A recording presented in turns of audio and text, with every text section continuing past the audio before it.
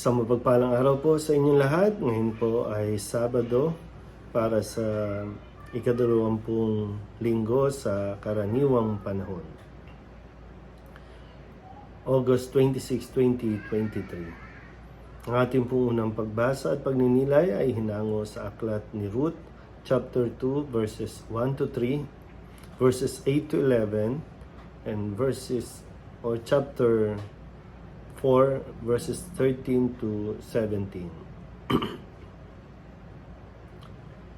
Si Elimelech, ang nasirang asawa ni Naomi, ay may isang kamag-anak na ang pangalay Buz. Mayaman ito at makapangyarihan. Isang araw, sinabi ni Ruth kay Naomi, "Pupunta po ako sa bukid at mamumulot ng mga uhay na naiiwanan ng mga gumagapas. Doon ako sa may likuran ng sinumang papayag." Sumagot si Naomi, "Ikaw ang bahala, anak." Kaya't si Ruth ay nagtungo sa bukid at namulot ng mga uhay, kasunod ng mga gumagapas. Ang napuntahan niya ay bukid ni Buz. Nilapitan ni Buz si Ruth at kinausap, "Anak, huwag ka nang pupunta sa ibang bukid. Dito ka na lamang. Mamulot kasama ng aking mga manggagawang babae. Tingnan mo kung saan sila gumagapas at sumunod ka. Sinabi ko na sa mga tauhan ko na huwag kang babawalan." Yumukod si Ruth bilang pagbibigay galang at ang wika, "Napakabuti ninyo sa akin, gayong ako'y dayuhan lamang." Sumagot si Buz, "Nabalitaan ko ang lahat ng ginawa mo sa iyong biyenan mula nang mamatay ang iyong asawa. Alam ko ring iniwan mo ang iyong mga magulang at sariling bayan upang makipamayan sa isang lugar na wala kang kakilala." Napangasawa nga ni Buz si Ruth at iniuwi sa kanyang tahanan. Sa kapanahunan, pinagkalooban sila ng Panginoon ng isang anak na lalaki. Si Naomi ay binati ng kababaihan, "Purihin ang Panginoon. Binigyan kanya sa araw na ito ng isang apo na kakalinga sa iyo. Maging tanyag nawa sa Israel ang bata. Maghatid nawa siya ng kaaliwan sa puso mo at maging gabay sa iyong katandaan. Ang mapagmahal mong manugang na nagsilang sa bata ay higit kaysa 7 anak na lalaki." Kinuha ni Naomi ang bata, magiliw na kinalong at inalagaang mabuti. Siya'y tinawag nilang Obed. Balanay sinabihan nilang nagkaapo ng lalaki si Naomi. Si Obed ang ama ni Hese na ama ni David. Ang salita ng Diyos. Muli po, isang mapagpalang araw sa inyo pong lahat. Tayo po ay nagpapatuloy sa ating pong pagninilay mula sa kwento ng aklat ni Ruth. Ikinuwento sa unang pagbasa ang pagbibighani o pagkakagustuhan ni Ruth at Buz sa isa't isa. Dahil kilala ni si Buz sa pamilya ni Naomi at parang katanggap-tanggap din sa biyenan ni Ruth ang lalaking ito upang ipangasawa ang kanyang manugang.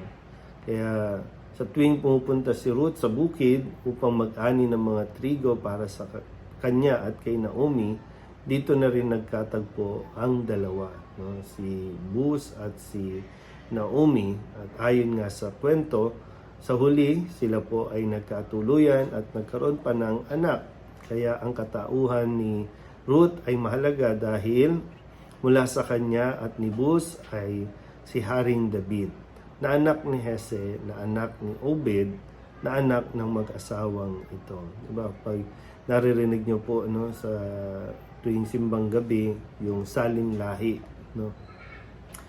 At mula kay Haring David ay nagmula si Jesus na ating Mesiyas. Ito ay kwento ng katapatan ng Diyos na inangad niya para sa tipang ginawa niya sa kanyang bayang Israel na nagkaroon ng kaganapan sa katauhan ni Kristo, nang ialay ang kanyang buhay sa krus upang tayo po ay maligtas at magkaroon ng pangako ng buhay na walang hanggan.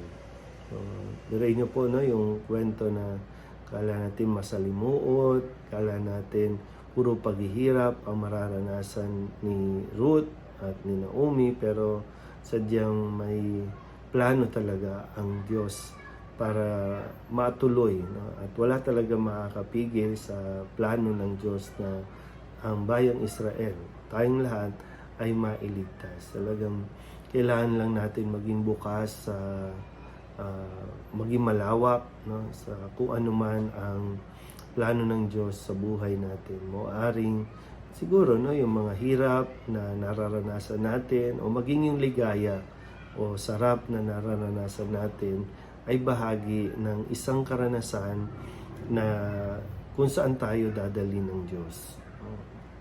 Hindi laging hirap, hindi may tagumpay. Minsan po yung paghihirap natin, ituring natin, no?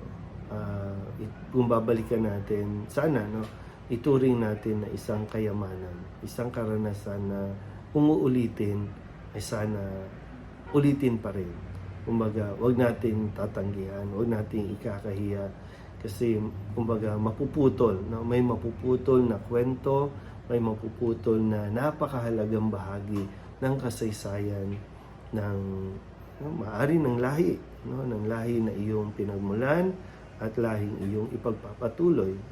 So, yung iba po, no, parang sabihin natin, hindi mo kagustuhan magbuntis dahil nga sa ibang mga pangyayari, no, pero kung nag-iisip ka, no, na ipalaglag o putulin o patayin yung bata, ituloy mo, no, dahil hindi mo alam kung ano ang naghihintay na plano ng Diyos para sa buhay mo at para sa buhay ng angkan ninyo, dala-dala ng batang yan. Dito nga po, no, sa pangalawang pagkakataon, nag-asawa si Ruth, si Bus naging anak si Obed, naging anak naman si Hese, na magiging ama naman ni David, na magiging hari, no, sa pagdating ng araw. So ito yung kumbaga napakagandang kwento ng isang tao na naging bahagi, no, ng lahi ng pagmumulan ni Jesus. Ganun din sa ating lahat po, no?